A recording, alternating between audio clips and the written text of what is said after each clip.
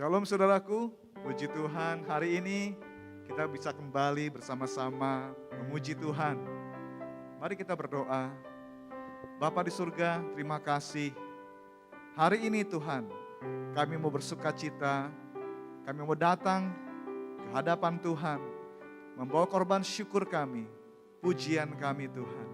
Sebab Engkau kami kasihi, dan biarlah hidup kami Tuhan menjadi persembahan yang harum, yang menyenangkan hati Tuhan. Kami siap memuji-Mu Tuhan. Kami bawa persembahan hidup kami. Dalam nama Yesus. Ku bawa kepadamu Tuhan. Ku bawa kepadamu, oh Tuhan, persembahanku ini. Ku ingin Engkau menerima korban syukurku melalui pujian.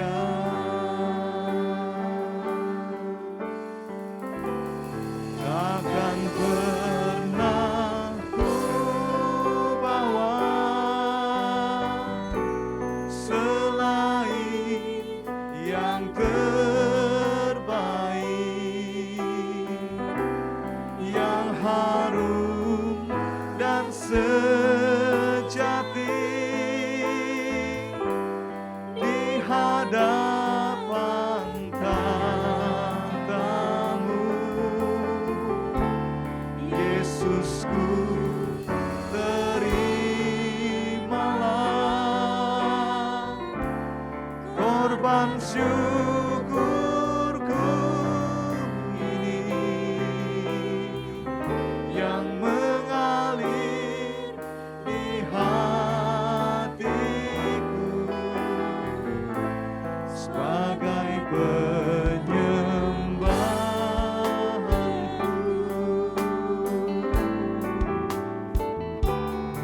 Ku bawa kepadamu, oh Tuhan, persembahanku ini. Ku ingin Engkau menerima korban syukurku melalui pujian. Takkan pernah ku bawa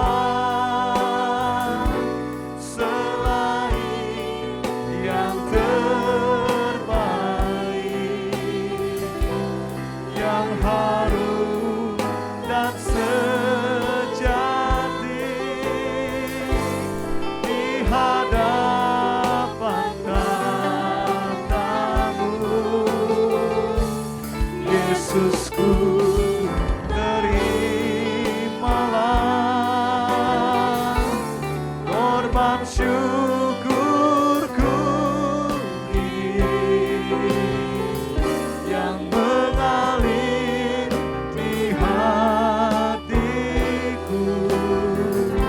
sebagai penyembahanku. Takkan pernah ku bawa selain yang terbaik, yang harum dan sejati di hadapan tatamu. Yesusku, terimalah korban syukurku ini yang mengalir di hatiku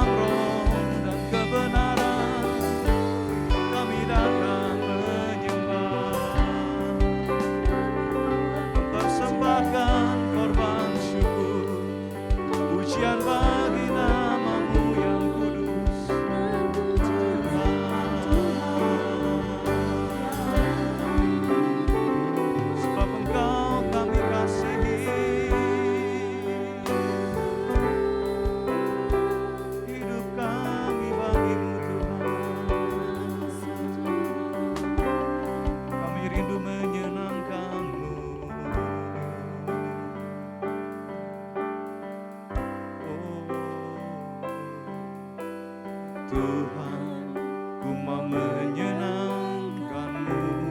Tuhan, bentuklah hati ini. Tuhan, bentuklah hati ini. Ini doa kami. Jadi bejana untuk hormat-Mu, cemerlang bagai emas murni. Tuhan, ku serahkan. Tuhan, ku serahkan hatiku. Semua ku berikan padamu. Kuduskan hingga tulus selalu, agar aku menyenangkan-Mu,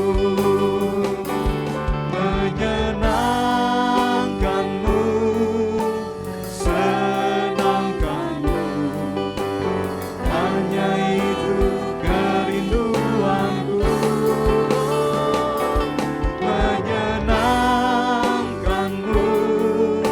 Senangkan hatimu, hanya itu kerinduanku.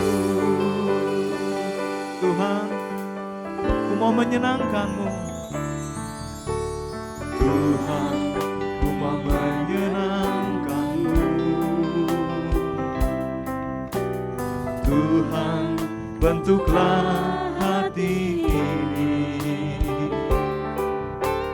Jadi bejana untuk hormat-Mu, cemerlang bagai emas murni. Tuhan, ku serahkan hatiku. Tuhan, ku serahkan hatiku. Semua ku berikan padamu. Semua ku berikan padamu. Mari Tuhan, kuduskan hingga tulus selalu, agar aku menyenangkan-Mu. Amin. Menyenangkan-Mu, senangkan-Mu. Hanya itu kerinduanku. Menyenangkan-Mu, senangkan hatimu. Hanya itu menyenangkan hatimu, Bapa. Menyenangkan-Mu, senangkan-Mu. Hanya itu kerinduanku, ya Allahku. Menyenangkan-Mu, senangkan hatimu. Hanya itu, hanya itu, hanya itu kerinduanku, ya Tuhan. Hanya itu kerinduanku. Menyatakan kerinduan pada Tuhan. Mau menyenangkan hatimu.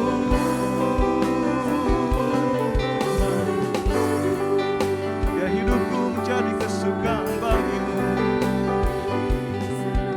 Mari bantu dan jadikan setiap kami untuk menyenangkan-Mu selalu. Ya Tuhan, ya Allah.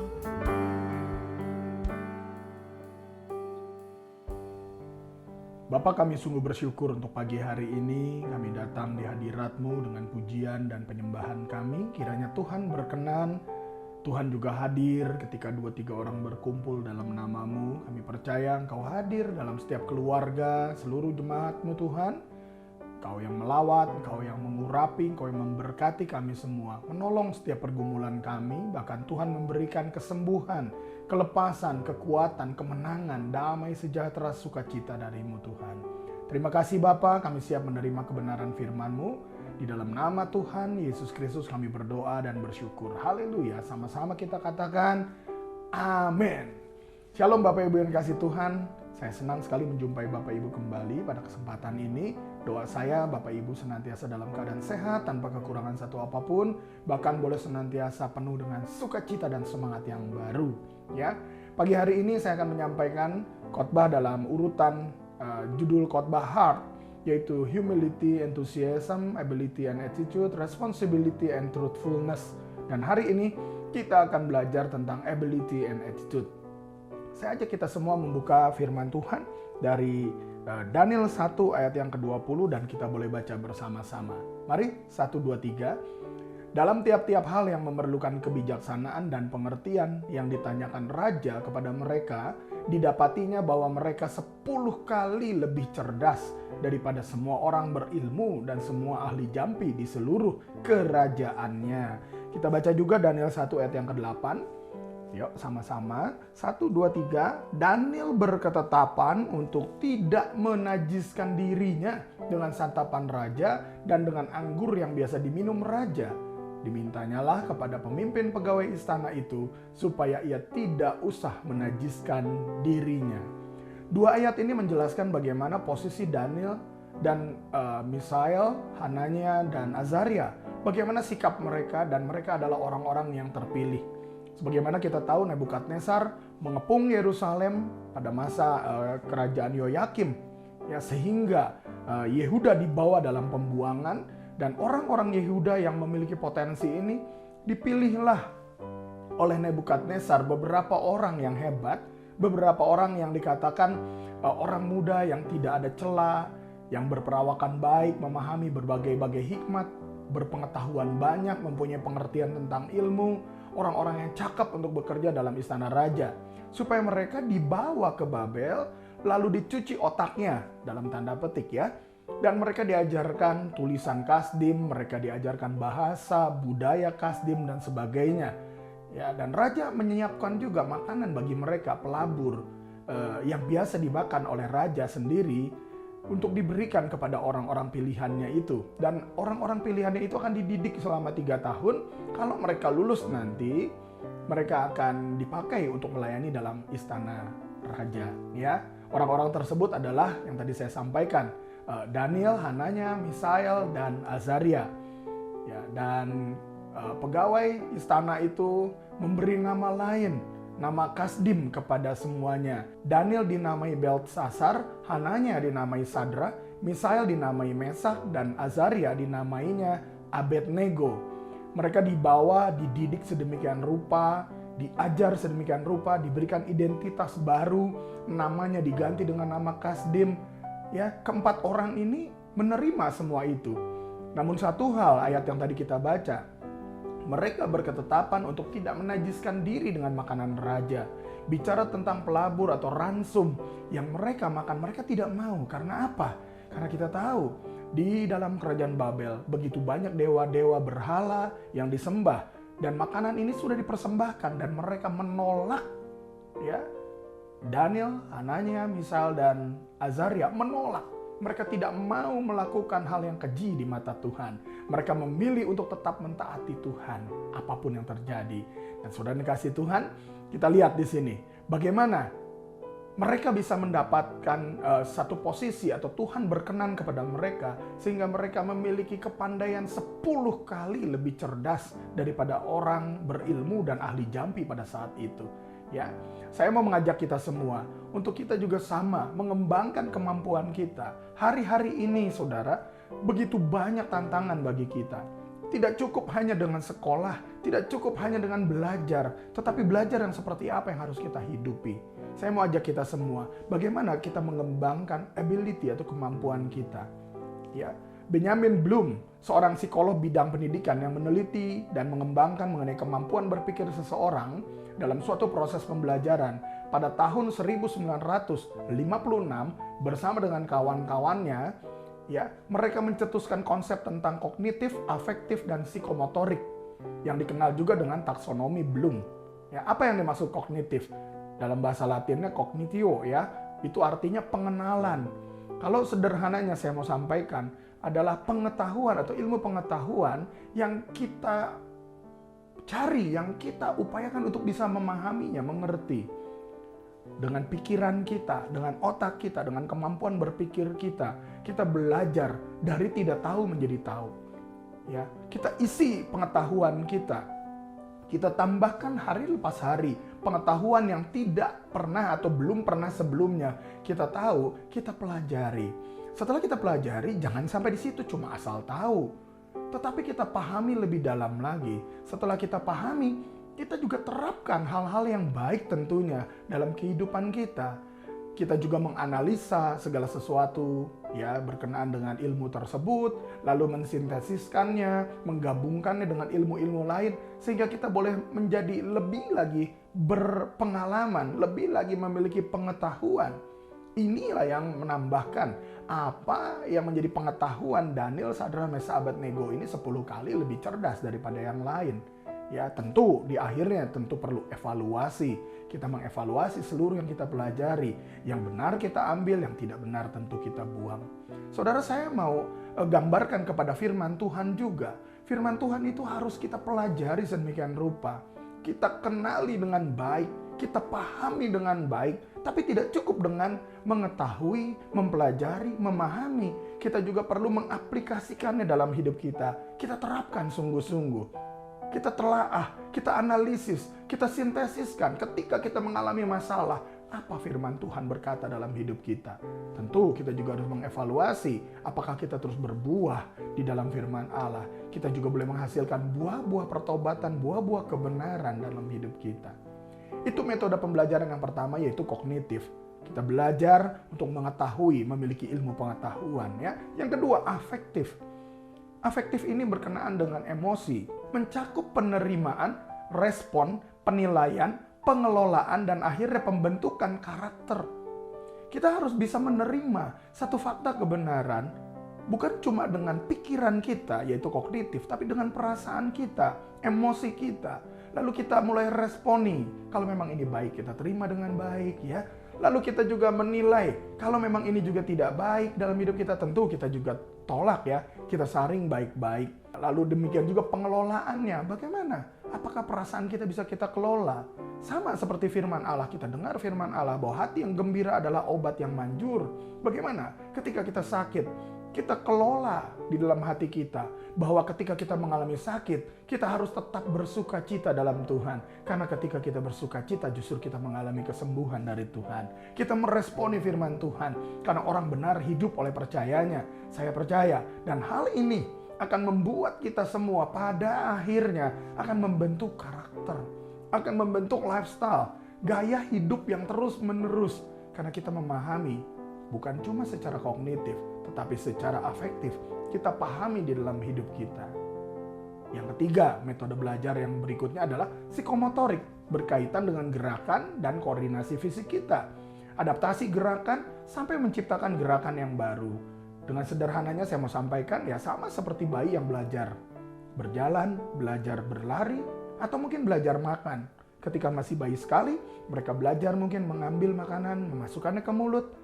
Ya, bertambah usia, mereka terus belajar lagi, lebih baik lagi memasukkannya. Karena saya dulu pernah melihat juga seorang bayi yang mencoba makan, tetapi memasukkannya ke bawah hidungnya dan lain-lain ya saudara. Tapi semakin dia besar, dia akan belajar makan dengan sendok, belajar makan dengan sumpit, dan seterusnya. Ini adalah bagian dari praktek. Saya mau ajak saudara, untuk kita mempelajari sebuah ilmu pengetahuan, kita juga harus mengerti, memahami, menerapkannya. Kita juga harus menerimanya secara afektif sehingga kebenaran atau pengetahuan itu mempengaruhi pola pikir kita, pola hidup kita, sehingga lifestyle kita pun menjadi berbeda. Karena manusia hidup oleh percayanya, demikian juga manusia akan melakukan apa yang dia yakini benar. Ketika kita mendapat pengetahuan yang baik, yang benar, kita jalani. Itulah kita adanya. Dan ketika kita memasuki level psikomotorik, maka kita akan mengikutinya. Kita akan melakukannya. Ya, saudara yang kasih Tuhan, itu 3 hal yang dinyatakan oleh taksonomi Bloom. Ya, bagaimana kita bisa mengembangkan kapasitas kita, kemampuan kita. Tetapi saya mau katakan satu hal dengan pasti, bahwa firman Allah yang menjadi sumber segala hikmat, yang menjadi sumber segala pengetahuan, ketika firman Allah itu kita terima, maka apapun yang kita lakukan akan berhasil, maka hidup kita pun akan diubahkan. Nah saudara, sekarang yang berikutnya adalah bagaimana, bukan hanya ability, tapi attitude kita harus tetap dijaga, dikembangkan. Bagaimana caranya? Ya, yang pertama, yang menjadi dasar dari pengembangan attitude atau sikap kita adalah hati yang takut akan Tuhan.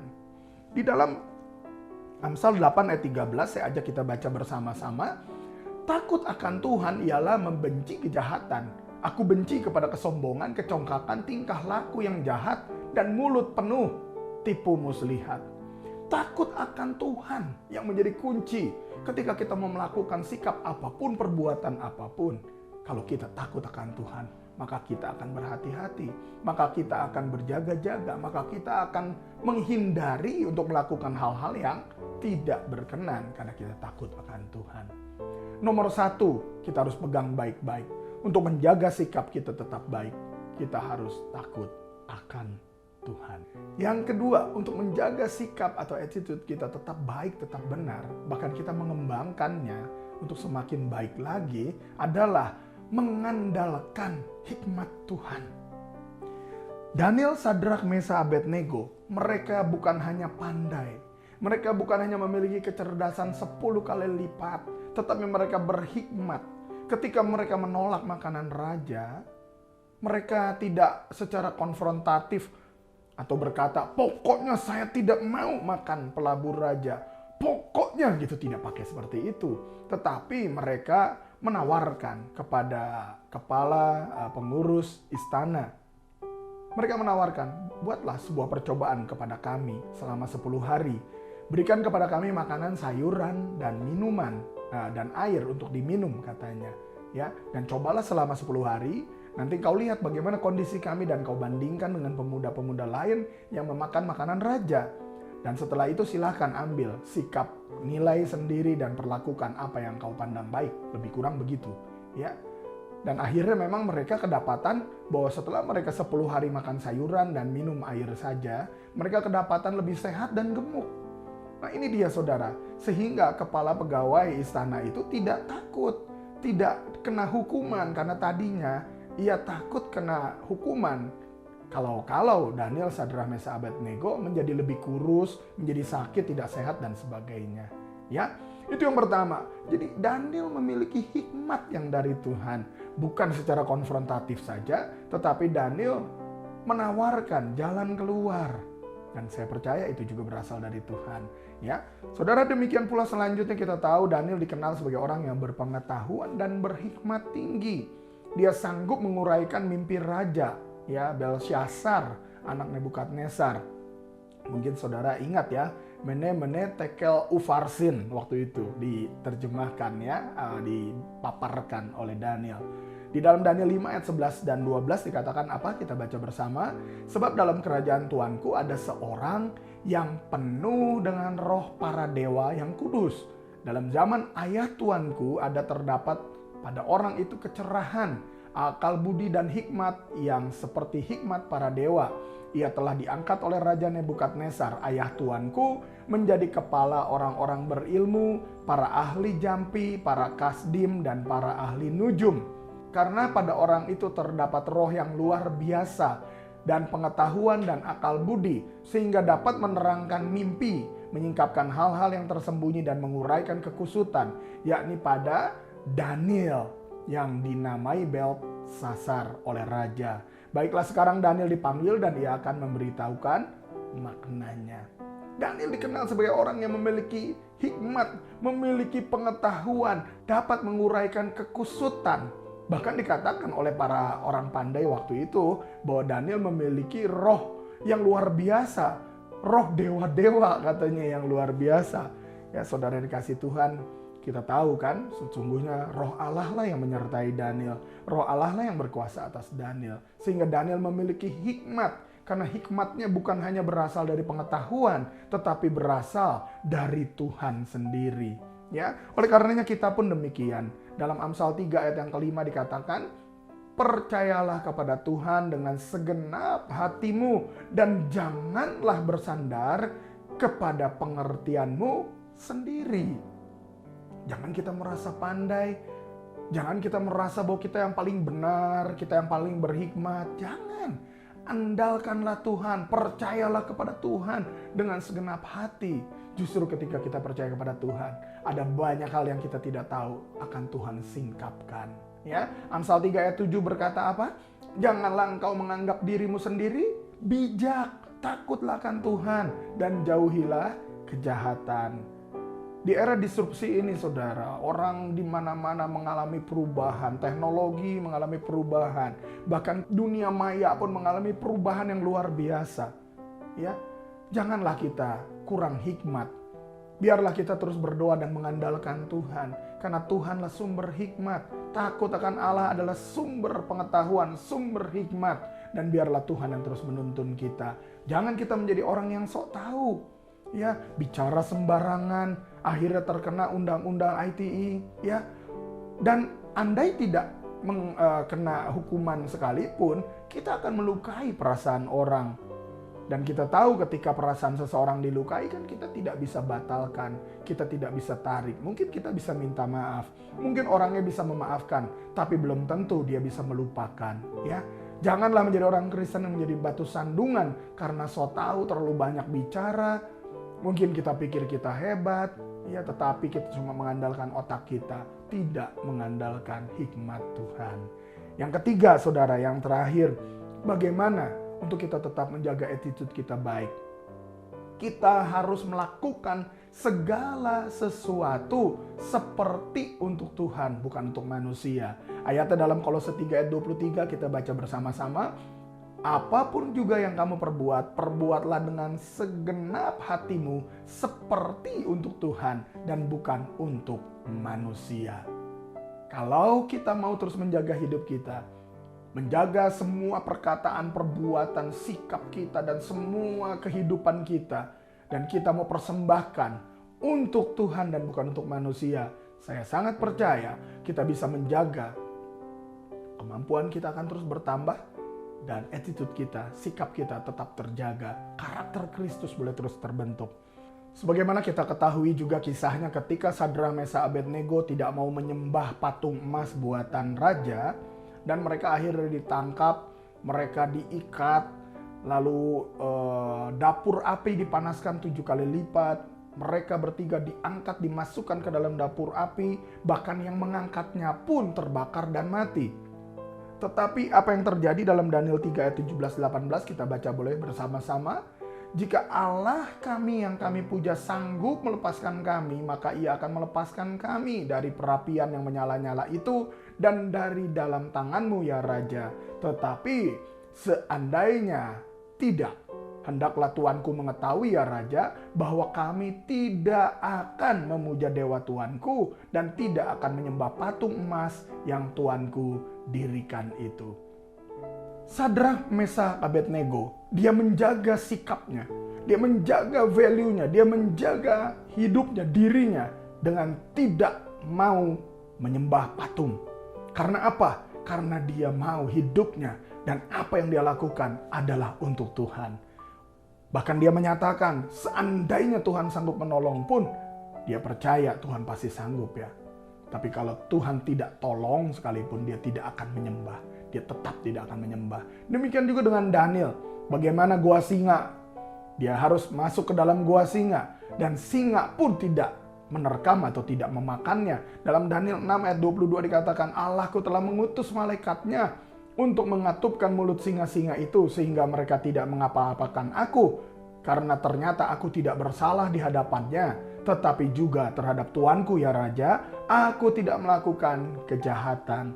Daniel pun sama, karena Daniel menyembah Tuhan, memuji Tuhan, dan Daniel dilaporkan ya untuk dihukum oleh teman-temannya yang lain yang iri kepadanya. Tetapi Daniel tetap di dalam Tuhan, Daniel tetap menjaga.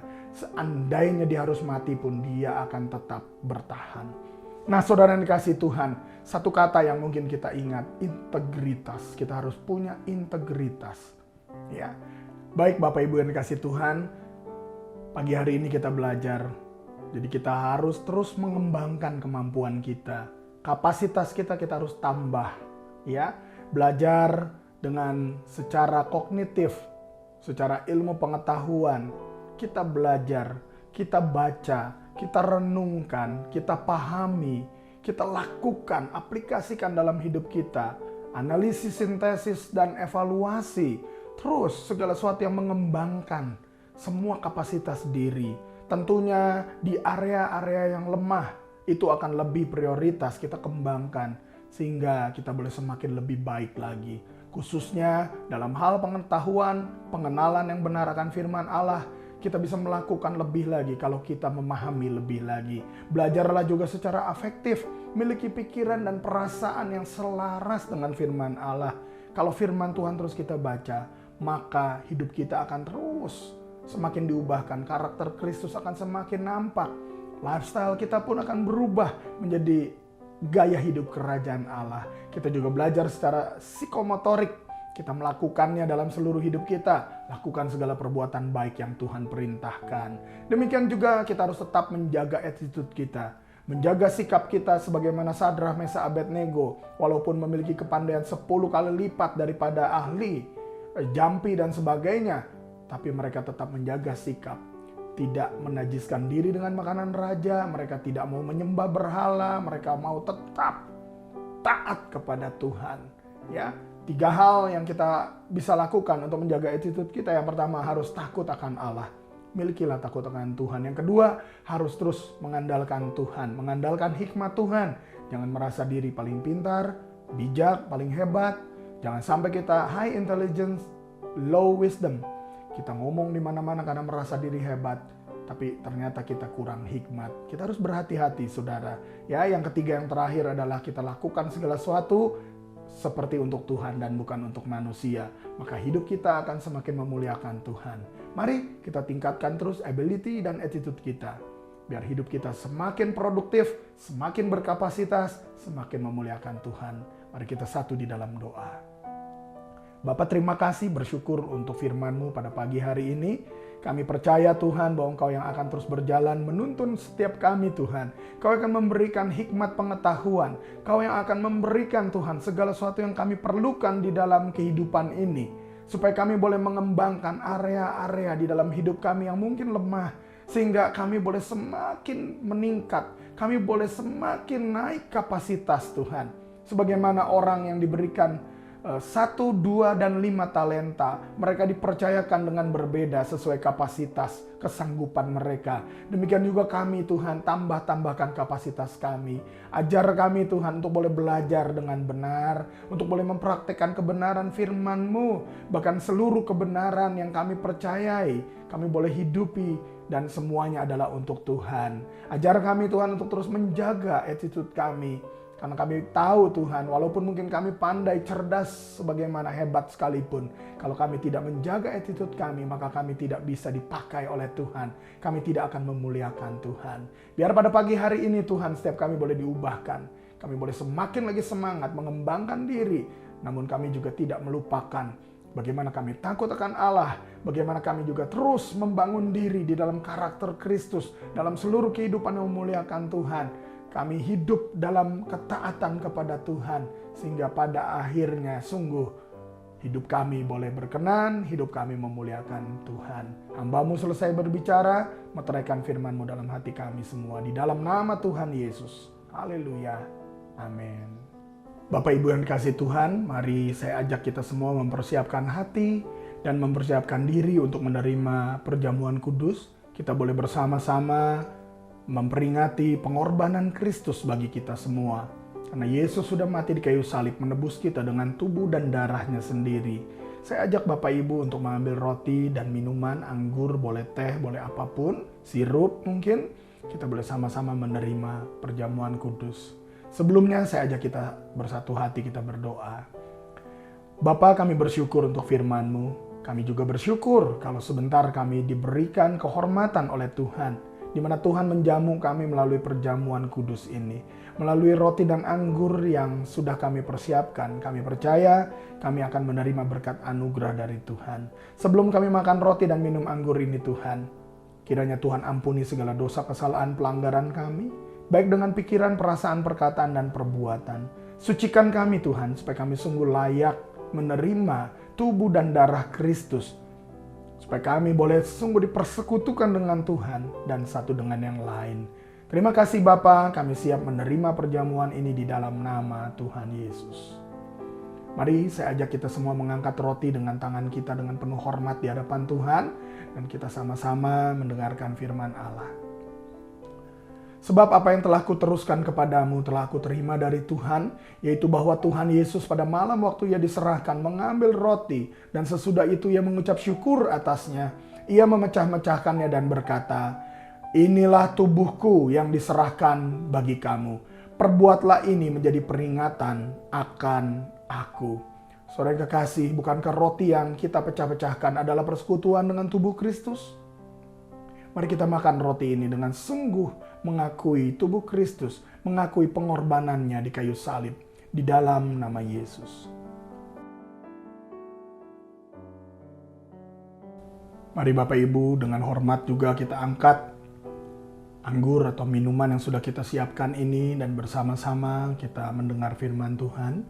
Demikian juga ia mengambil cawan sesudah makan lalu berkata, "Cawan ini adalah perjanjian baru yang dimeteraikan oleh darahku. Perbuatlah ini setiap kali kamu meminumnya menjadi peringatan akan aku. Sebab setiap kali kamu makan roti ini dan minum cawan ini, kamu memberitakan kematian Tuhan sampai ia datang." Saudara yang kekasih, bukankah cawan pengucapan syukur yang atasnya kita ucapkan syukur adalah persekutuan dengan darah Kristus? Mari kita minum anggur ini dengan sungguh menerima darah Kristus mengalir dalam hidup kita, menyucikan, menguduskan kita semua. Sehingga melalui roti dan anggur, kita boleh menerima tubuh dan darah Kristus. Sehingga kita dipersekutukan dengan Tuhan dan satu dengan yang lain sebagai tubuh Kristus. Di dalam nama Tuhan Yesus.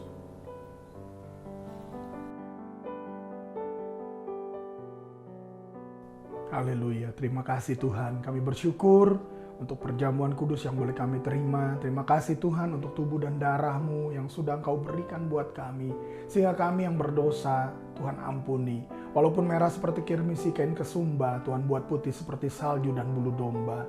Terima kasih Tuhan, kami tahu semua bukan karena perbuatan kami, tapi semua semata-mata karena kasih Tuhan yang Tuhan limpahkan buat kami. Kami menyerahkan roh jiwa tubuh kami dalam tangan Tuhan, untuk Tuhan bentuk ubahkan kami, seturut dengan rencana-Mu, seturut dengan kehendak-Mu, sehingga apa yang sudah Tuhan persiapkan boleh kami lakukan dalam hidup ini. Hidup ini boleh menggenapi rencana Tuhan. Kami menerima segala berkat yang sudah Tuhan sediakan juga.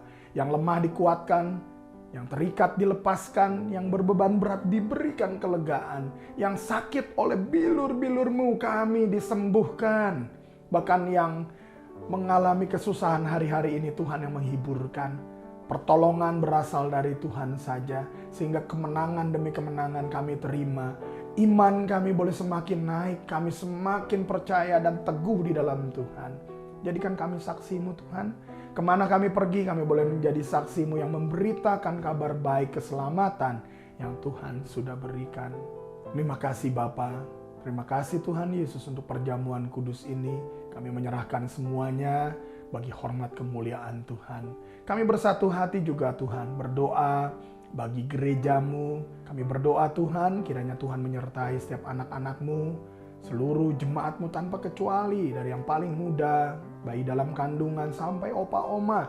Penyertaan perlindungan-Mu sempurna. Tuhan berikan kekuatan, kecukupan, apa yang dibutuhkan Tuhan limpahkan juga, sehingga setiap jemaat-Mu boleh terpelihara di hadapan Tuhan. Kami berdoa untuk Gereja Betel Indonesia, Ketua Umum kami Bapak Pendeta Rubin Adi Abraham. Tuhan berikan kesehatan, kekuatan, penyertaan, perlindungan-Mu bagi hamba-Mu ini bersama dengan seluruh keluarganya. Bahkan Tuhan terus jagai pengurus BPP, berikan kesehatian senantiasa untuk bersama-sama membawa GBI untuk semakin lagi baik dan memuliakan Tuhan. Setiap pengurus-Mu Tuhan dimanapun berada, ketua BPD, BPLN, baik di Indonesia maupun di 27 negara di 5 benua, Tuhan yang terus menyertai. Berikan kami kesehatan untuk menuntaskan amanat agung. Dalam karakter Kristus kami boleh memuliakan Allah. Kami berdoa juga bagi pemerintahan kota kami, Bogor boleh menjadi kota shalom, kota yang penuh dengan damai dan sejahtera otoritas Tuhan. Biar ada sejahtera-Mu atas kota kami. Kami berdoa juga bagi Indonesia, Bapak Presiden kami, Joko Widodo bersama dengan wakilnya, bersama dengan para menteri, dari tingkat pusat sampai ke daerah juga, TNI, Polri, semuanya Tuhan. Berikan juga roh yang takut akan Allah, sehingga negeri ini boleh mengalami sejahtera yang dari Engkau Tuhan. Kami berdoa menyerahkan semua doa kami ini dalam tangan-Mu. Kami yakin Kau yang mendengar menjawab, melakukan jauh lebih banyak dari apa yang kami doakan dan mintakan. Datanglah kerajaan-Mu Tuhan, jadilah kehendak-Mu atas hidup kami, keluarga kami, gereja kami, kota kami, bangsa kami, bahkan atas seluruh dunia. Di dalam nama Tuhan Yesus Kristus kami berdoa. Bapak Ibu yang kasih Tuhan, mari kita boleh angkat kedua tangan kita dan sama-sama kita menerima berkat dari Tuhan. Tuhan memberkati dan melindungi engkau. Tuhan menyinari engkau dengan wajah-Nya dan memberi engkau kasih karunia. Tuhan menghadapkan wajah-Nya kepadamu dan memberi engkau damai sejahtera. Terimalah, bawalah berkat berlimpah dari Allah Bapa, cinta kasih, pengorbanan teladan Tuhan Yesus, penyertaan kuasa kemenangan, sukacita dari Roh Kudus memenuhi engkau mulai saat ini sampai selama-lamanya. Apa yang kau butuhkan Tuhan cukupkan dengan berlimpah. Bahkan apa yang tidak pernah kau lihat, dengar, tidak pernah timbul dalam hatimu, Tuhan limpahkan, Tuhan sediakan bagimu. Terimalah semua berkat ini dan jadilah berkat. Di dalam nama Tuhan Yesus kita menerima berkat bersama-sama berkata, amin. Tuhan Yesus memberkati.